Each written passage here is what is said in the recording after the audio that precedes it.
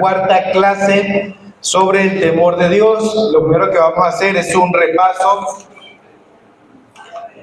para que tengamos nuestra mente fresca. La primera clase abordamos el predominio del temor de Dios.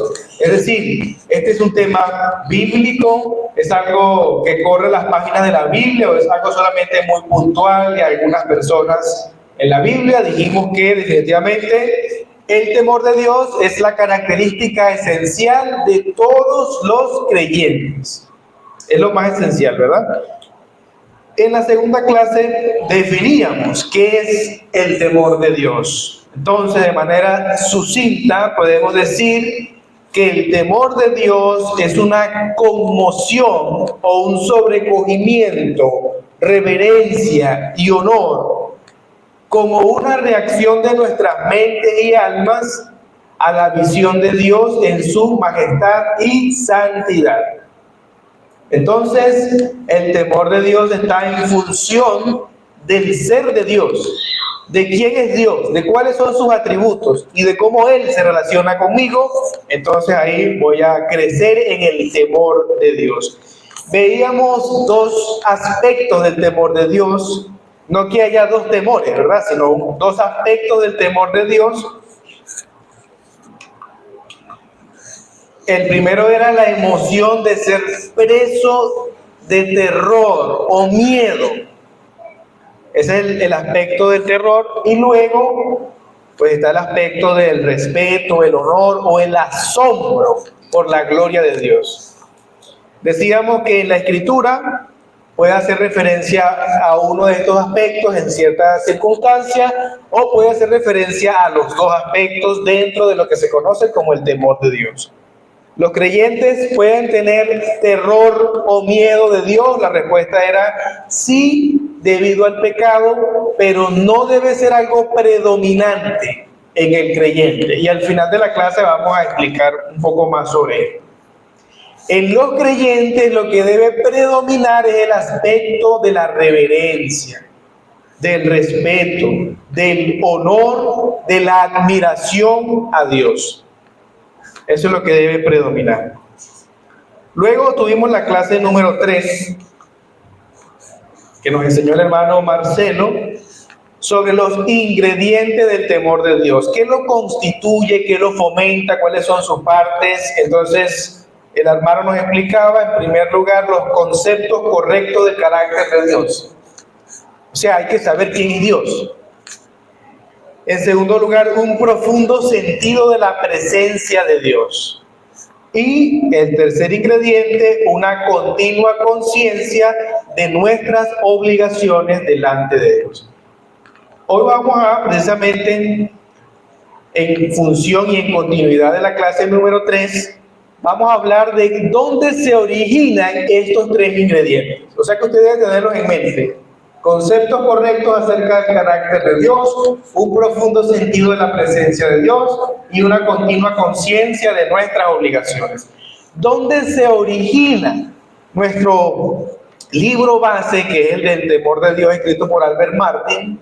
Pone la ilustración de que hasta este punto si tuviéramos que hacer una ilustración, hicimos como una torta y le dimos la importancia a la torta, ¿verdad? Pero seguramente siempre los niños preguntan el por qué y el por qué y el por qué de las cosas. Entonces, si los niños preguntan de qué está compuesta esa torta, uno tiene que decirle, ¿verdad? Harina, huevo, azúcar, tal. Y entonces la pregunta natural del niño es, ¿y de dónde viene la harina? ¿Y de dónde vienen los huevos? ¿Y de dónde viene el azúcar?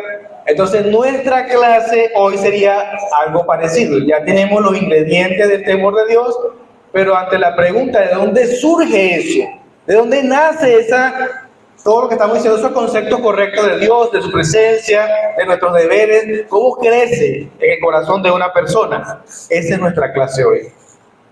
Entonces, vamos a, en primer lugar, ver que el temor de Dios es una bendición prometida del nuevo pacto. Vamos a explicar eso del nuevo pacto y después vamos a ver el origen de cada uno de estos ingredientes en función, por supuesto, del mismo nuevo pacto. Ok, entonces, Abran sus Biblias en Jeremías 32, desde el versículo 38 al 40, alguien que pueda leerlo en voz alta.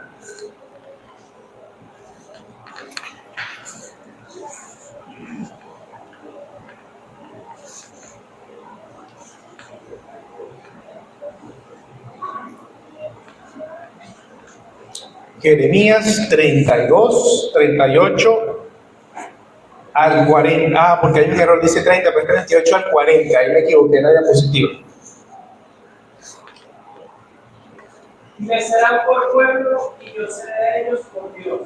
Y les daré un corazón y un camino, para que me teman perpetuamente, para que tengan bien ellos y sus hijos después de ellos.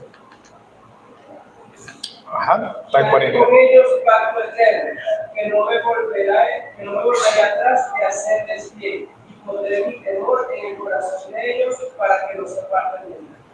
Entonces, el temor de Dios, especialmente hablando de ese aspecto de reverencia, de honor, de respeto, de honra a Dios, ese temor viene como una bendición del nuevo pacto. Cuando hablo del nuevo pacto me refiero a ese juramento que Dios hace de salvar a su pueblo de la maldición de la ley sobre la base de Jesucristo. Repito, cuando hablo del nuevo pacto me refiero a ese juramento que Dios hizo de salvar a la iglesia de la maldición de la ley, de la ira de Dios, del pecado, en función de la obra de Jesucristo el Salvador. Entonces, lo que estamos diciendo es que el temor de Dios surge o es una bendición en el contexto del nuevo pacto. Y si ustedes se dan cuenta en ese pasaje que leímos, el temor de Dios implica una obra soberana de Dios sobre la persona y una obra de la gracia de Dios, porque no hay ninguna condición. El pasaje dice, yo pondré mi temor en ellos. No dice si ellos hacen tal o cual cosa. O sea que es una gracia de Dios. Y también es una obra soberana de Dios. No es algo que crece naturalmente en las personas. El temor de Dios, entonces, no viene por una buena educación. No es, no, bueno, como una persona universitaria es una persona temerosa. O no, bueno, no es temeroso, le falta educación. No es por educación. El temor de Dios no se contagia a otras personas. Bueno, yo soy temeroso porque me la paso con personas temerosas de Dios. Eso no se contagia, no se transmite de persona a persona y tampoco se impone a otras personas. Esto es muy importante, ¿no? Sobre todo en la relación de padres o de esposos o incluso una amistad. No podemos imponerle a una persona, sé temeroso de Dios. A partir de mañana, sé temeroso de Dios. No se puede, porque es algo que surge del corazón, ya vamos a ver, y es algo que Dios da soberanamente y por su gracia, su amor y su misericordia. Dice Albert Martin, el hombre natural nunca temerá a Dios o nunca temerá a Dios con un temor de asombro y veneración que lo ligue a Dios en una relación de amor, de confianza y de obediencia filial. Un hombre o una mujer que no son cristianos no pueden tener este temor de Dios. Y el temor no es algo superficial ni algo temporal. Noten, ¿dónde está el temor de Dios en el pasaje? ¿Dónde lo va a colocar? En el corazón. ¿Y cuál va a ser el efecto del temor de Dios en la vida de las personas? Para que no se aparten de mí. O sea, esa perseverancia de Dios, y en las clases de premembresía estábamos viendo hace unos domingos la perseverancia, ¿no? La perseverancia de Dios es gracias al temor que Dios pone en el corazón de sus hijos y de sus hijas. Por eso perseveramos, porque hay temor de Dios dentro de nosotros. Entonces, tratar de obedecer a Dios sin un nuevo corazón es una fachada que va a tener corta duración. O sea, podemos dar o impresionar a los demás con nuestra conducta, las cosas que hacemos, pero si realmente no hay un nuevo corazón, si no hay una regeneración, si no ha ocurrido la fe verdadera, el arrepentimiento verdadero, esa fachada de temeroso de Dios algún día se va a caer. Basta con analizar el caso de Israel en el Antiguo Testamento, cómo ellos, en el mejor de los casos, obedecían a Dios, pero de una manera superficial. Alguien que por favor lea Isaías capítulo 29, versículo 13.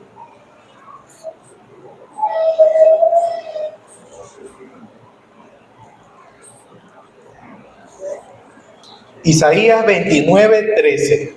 ¿Qué dice? Dice pues el Señor, porque este pueblo se acerca a mí con su boca y con sus labios me honra, pero su corazón está lejos de mí, y su temor de mí no es más que un mandamiento de hombre que les ha sido enseñado. Muy bien. Noten esa relación, ¿no?, entre la obediencia superficial y un temor que no es de Dios. Puede ser un temor hacia los hombres, hacia el respeto o incluso por mantener un estatus, pero no es válido delante de Dios. Simplemente obedecer las cosas por cumplir y porque qué más hay que hacerlo, eso no es válido delante de Dios. Y de hecho, el Señor Jesucristo citó este versículo y se lo aplicó a los fariseos de su época, que los fariseos eran judíos muy rigurosos en el cumplimiento de todas las leyes, demasiado santos a la vista de todo el pueblo y respetados. A veces nosotros tenemos una concepción de los fariseos que es equivocada, porque nosotros leemos el Nuevo Testamento y decimos, no, bueno, ellos eran unos hipócritas, falsos, sí, pero eso lo revela Jesús. A la vista del pueblo, de la cotidianidad, ellos eran muy respetados, como los más santos de los santos. Entonces Jesús le dice, ustedes realmente no tienen temor de Dios, porque están obedeciendo de una manera externa, solamente legalista, por cumplir algo, por dar esa fachada de piedad. Pero eso no cuenta.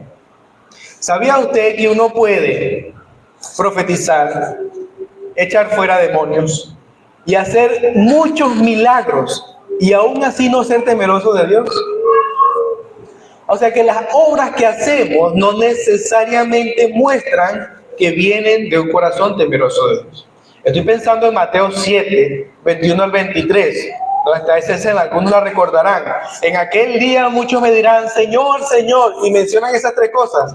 En tu nombre profetizamos, echamos fuera demonios, hicimos muchos milagros. O sea, no fue un milagro que hicieron de vez en cuando, muchos milagros. Cosas sobrenaturales, espectaculares, llamativas a la vista de todas las personas, cosas que ni siquiera aquí se han visto en esta iglesia, y aún así el Señor les dice, no los conozco, ¿quiénes son ustedes? No partió de un corazón regenerado por Dios. Ese es el punto. Así que si queremos ser temerosos de Dios, lo primero es rogar a Dios que nos dé un nuevo corazón, que nos haga parte de Cristo, de su pacto, del pueblo de Dios. No es el camino intentar una obediencia superficial para luego alcanzar el favor de Dios. Primero Dios en su gracia y soberanía nos alcanza y luego podemos ser temerosos de Dios. Ese es el orden adecuado. Antes de hacer algo por Dios, se debe ser un hijo de Dios. Y para sentir la presencia especial de Dios, que dijimos era la segunda característica o ingrediente, se requiere un corazón sensible para eso. Y un corazón sensible, un corazón de carne, solamente viene en Cristo, por la gracia de Dios. Entonces, movámonos a los orígenes de cada uno de los ingredientes del temor de Dios. Lo que hicimos en el primer punto fue señalar la generalidad, de donde parte el contexto grande es el nuevo pacto, ¿verdad? Esa relación salvífica entre Dios y un ser humano. Pero ahora queremos ver entonces especialmente cada uno de esos ingredientes, cómo se origina. Y aquí podemos entrar en un campo muy misterioso, porque el obrar de Dios en un corazón humano es secreto, es misterioso, es algo oculto, invisible a la vista humana, es algo que Dios hace en lo más profundo del ser. O sea que no es algo que nosotros podemos ver, bueno, aquí está naciendo temor de Dios, visiblemente. Es una obra de Dios directa al corazón, pero hay pasajes bíblicos donde Dios dice cómo opera en sus hijos para hacer florecer estos ingredientes de los que estamos hablando. En primer lugar, ¿cómo se origina una conciencia continua de las obligaciones de Dios? Que sería el ingrediente número 3. Voy a ir de atrás hacia adelante. Abramos nuestra Biblia en Jeremías 31-33. Este pasaje también habla del nuevo pacto. Recuerde que ese es nuestro contexto grande. Entonces, en Jeremías 31-33, en la primera parte dice así: pero este es el pacto que haré con la casa de Israel después de aquellos días. Dice Jehová: daré mi ley en su mente y la escribiré en su corazón. Entonces, Dios coloca una inclinación en los cristianos para obedecer la ley de Dios. De alguna manera inconsciente, nos encontramos en nuestro punto de caminar cristiano, dándonos cuenta de que queremos obedecer a Dios, de que nos agrada lo que Dios pide, de que no es una camisa de fuerza, algo que me están obligando, que tengo que hacer, sino me agrada obedecer a Dios. Y esa inclinación hacia buscar de Dios, pues la está poniendo Dios en el corazón. Eso es lo que quiere decir ahí. Filipenses 2, capítulo 13, dice que Dios pone que el querer, o sea, ese movimiento del corazón en querer obedecer a Dios, fue sembrado por Él. Él movió nuestro corazón para querer hacer lo bueno. Y entonces pone también el querer como el qué, como el hacer. O sea, Dios influencia de manera interna nuestro corazón en nuestra mente para que querramos voluntariamente obedecerle. En segundo lugar, ¿cómo se origina un profundo sentido de la presencia de Dios? Ese es el segundo ingrediente, ¿lo recuerdan? ¿Cómo se origina eso? Veamos Jeremías. Bueno, ya lo leímos, 32-38, dice: y yo seré a ellos por Dios y ellos me serán por pueblo. Y esto se repite en Jeremías 31-33 y también en pasajes del Nuevo Testamento. Alguien que lea 2 de Corintios capítulo 6 versículo 18 y otra persona que lea Apocalipsis 21:7. Pero de 18 y seré para vosotros por padre y vosotros me seréis hijos e hijas, dice el Señor Todopoderoso. Muy bien, Apocalipsis. El que venciere heredará todas las cosas, y yo seré su Dios y él será mi hijo.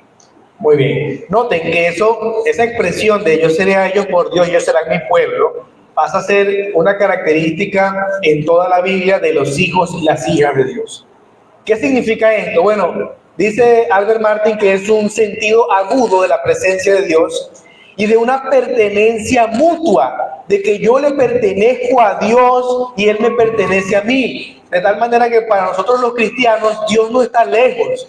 Dios no es alguien que habita en un lugar inaccesible, sino que Él es nuestro Padre cercano. Ya hay una relación cercana con Dios. Es mi Dios, mi Padre, y soy su hijo. Eso es, ¿no? Y según Romanos capítulo 8, versículo 16, esa convicción de ser hecho hijo de Dios o hija de Dios viene por el Espíritu Santo. ¿Recuerdan ese pasaje? El Espíritu mismo da testimonio a nuestro espíritu de que somos hijos de Dios.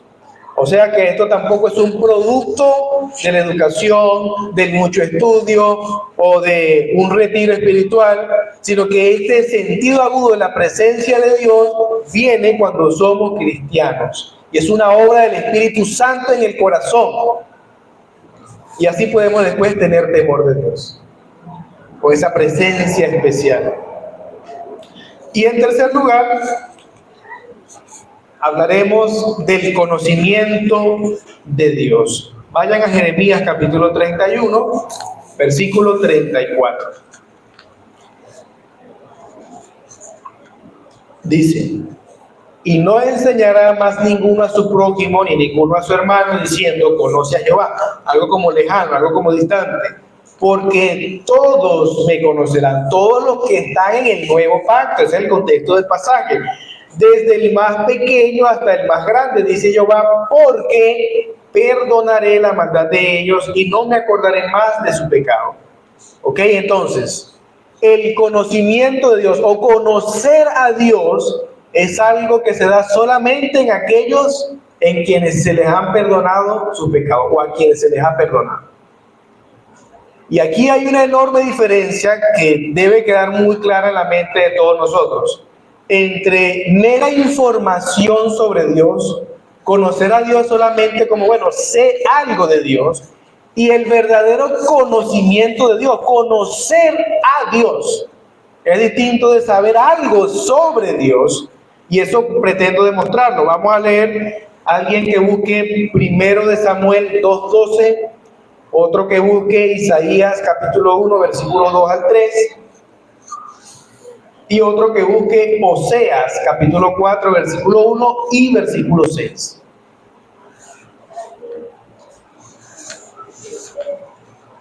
Primero de Samuel 2:12.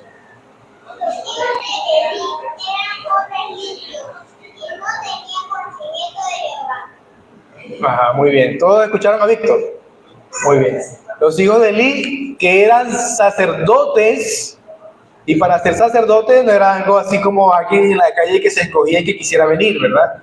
Tenía que tener una descendencia, una educación para conocer los rituales que se hacían, pero dice que ellos no tenían conocimiento de Dios. ¿Cómo así? ¿Acaso no sabían que Dios existe, que Dios es santo? ¿Lo sabían o no? Entonces el conocimiento de Dios no es solamente una información. ¿Qué dice Isaías capítulo 1, versículos 2 y 3? Oíd cielos y escuchad tú, tierra, porque habla Jehová. Crié hijos y los engrandecí, y ellos se rebelaron contra mí. El buey conoce su dueño, y el asno el pesebre de su señor. Israel no entiende, mi pueblo no tiene conocimiento. Mi pueblo no tiene conocimiento. Pregunto, ¿sabían ellos o no quién era Jehová? Lo sabían. Desde antes del Éxodo, lo sabían, conocían todo, podían decir muchas de sus maravillas. Pero entonces tiene que haber otra forma de entender qué es conocer a Dios. ¿Qué dice Oseas capítulo 4, versículo 1 y versículo 6?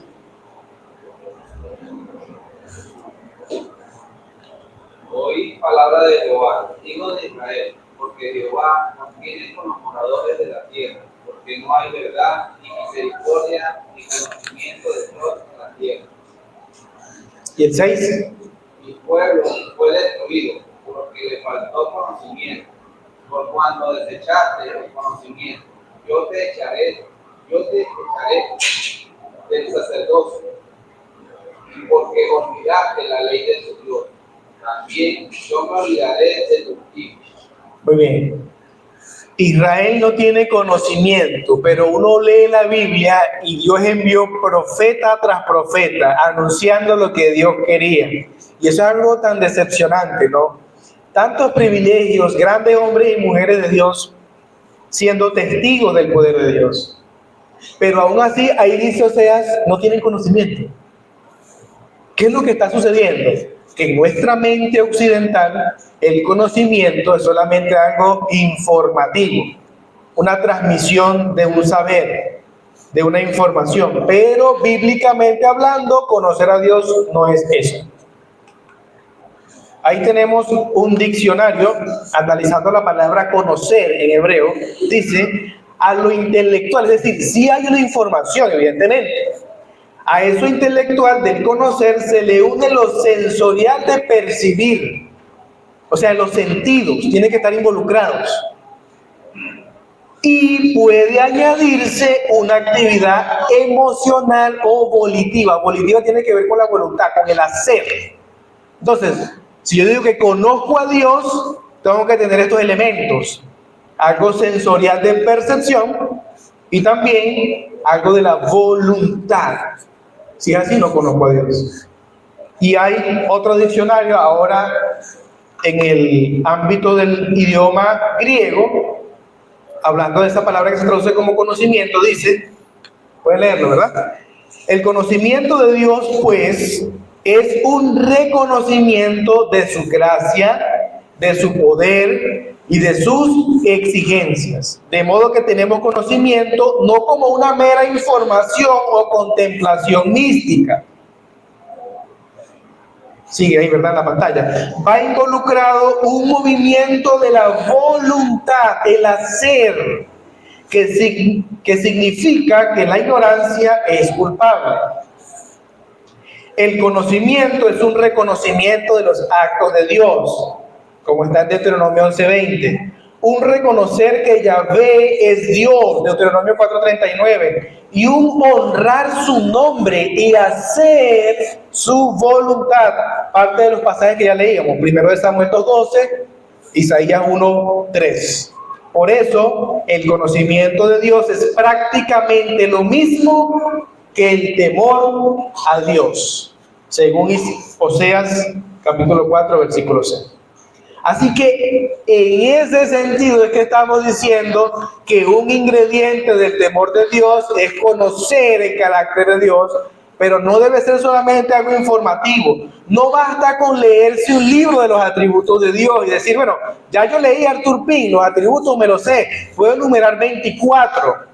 Sí, pero eso ha transformado tu manera de actuar, tus emociones hacia Dios. Hermano, recuerda que somos reformados. Sí, yo sé que somos reformados, pero eso no significa que no tengamos emociones. Nuestras emociones deben ir todas dirigidas a Dios, en un buen sentido, de amarlo, de percibirlo, de obedecerlo a Dios. ¿Sí me estoy explicando? Entonces no es solamente algo de un conocimiento, de leer libros. Necesitamos un nuevo corazón. Solamente aquellos que han recibido el perdón de sus pecados pueden conocer a Dios. De hecho, hermanos, la vida eterna se mide como el conocimiento de Dios. Juan 17:3, que dice el Señor Jesucristo. Y esta es la vida eterna, 2 puntos, que te conozcan a ti y a Jesucristo a quien has enviado. Pero entonces, ¿eso es leer un libro? No. Es obviamente la información revelada de Dios en la Biblia, pero todo lo que dijimos, un elemento emocional, un elemento de la voluntad para temer, obedecer y honrar a Dios. Entonces, la base del temor de Dios tiene que ver con el perdón en Cristo. Vamos a ir concluyendo. Ya es claro que esos 3 ingredientes se originan en el nuevo pacto, que son producto de la gracia y la soberanía de Dios en función de la salvación en Cristo. Los que son salvos, los que son perdonados, pueden tener el temor de reverencia del que estamos hablando. Cualquier intento de imitar esos ingredientes va a terminar en un fracaso. Y entonces quiero aterrizar un poco esto y hablar de manera práctica, porque hay personas hoy en día que se autoperciben como cristianas. Estamos en un mundo de la autopercepción, ¿cierto? Hombres que se autoperciben como mujeres, pero son hombres. Mujeres que se autoperciben como hombres, pero siguen siendo mujeres. Bueno, voy a utilizar esa palabra para hablar de que hay gente que se autopercibe como no es. Piensan que son cristianos, pero no lo son. Porque ellos dicen, yo hice una oración de fe en una célula en el 2010, por allá en una casa, en un campo. Y entonces, no importa cómo yo viva, yo soy hijo de Dios. Yo estuve en una campaña evangelística y levanté mi mano cuando alguien dijo, ¿quién quiere aceptar al Señor? Yo levanté mi mano, por eso yo soy hijo de Dios. Pero mira que tu vida no refleja eso. Yo estoy en la promesa. ¿Usted ha escuchado eso? Gente que no es cristiana y uno habla con ellos o los evangeliza y dicen, hermano, lo que pasa es que yo estoy en la promesa. Usted lo sabía, pero mi mamá, ella es cristiana y ella me dijo que yo estoy en la promesa. No importa cómo yo viva ahora, yo sé que en algún momento yo me voy a meter a cristiano.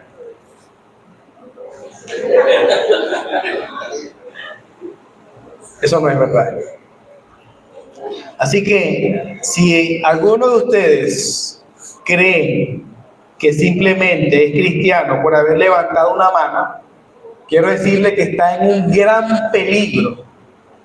No hay una situación más peligrosa en términos bíblicos que creerse cristiano y no serlo.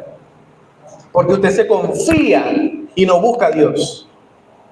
Y eso es muy peligroso. Es mejor ser consciente de que uno es un impío apartado de Dios, o como alguien ayer nos dijo de manera abierta, yo voy al infierno a la quinta paila. Nos dijo así un señor ayer. Que el Señor tenga misericordia de él, ¿verdad? Pero es mejor tener esa actitud que pensar que uno es cristiano y no serlo, porque después al final verdaderamente va a la quinta paila del infierno y perdió todo su tiempo, su esfuerzo, su lectura y todo lo que hizo en esta vida se perderá.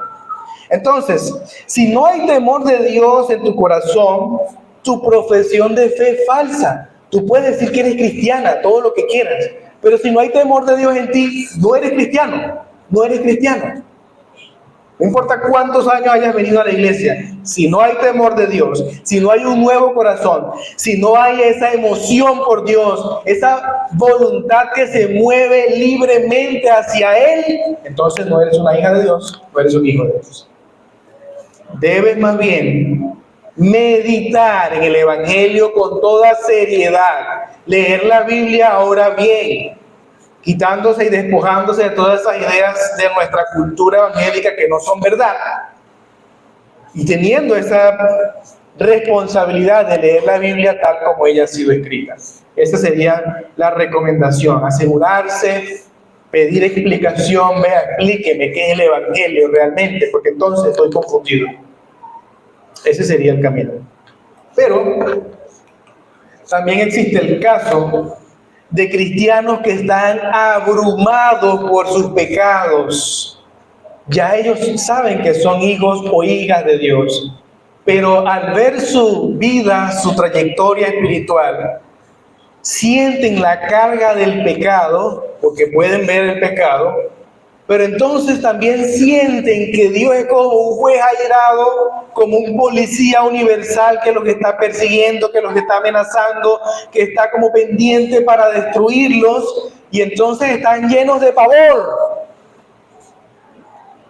Que dijimos que no debe ser el aspecto del temor de Dios que debe gobernar la vida del cristiano, ¿verdad que no? ¿Por qué? Hermanos, sí es verdad, nuestro pecado deshonra a Dios. Nuestro pecado es una falta delante del santo Dios. Y podríamos decir como el salmista en el Salmo 130, versículo 3. ¡Ja, oh Jehová! Si mirares a los pecados, ¿quién, oh Señor, podrá mantenerse? O sea, si realmente Dios nos mirara como lo que nosotros hacemos, ¿quién puede estar de pie delante de la presencia de Dios? La respuesta, ¿cuál es, hermano? Nadie. Pero los cristianos no quedamos ahí, no debemos quedarnos derrotados por el pecado que nos asedia, por esa lucha espiritual entre los deseos de la carne y los deseos del espíritu. Nosotros no debemos quedarnos paralizados de miedo, porque la Biblia dice que el amor echa fuera el temor. De hecho, el Salmo 133 no termina ahí, dice: pero en ti hay perdón, para que seas reverenciado.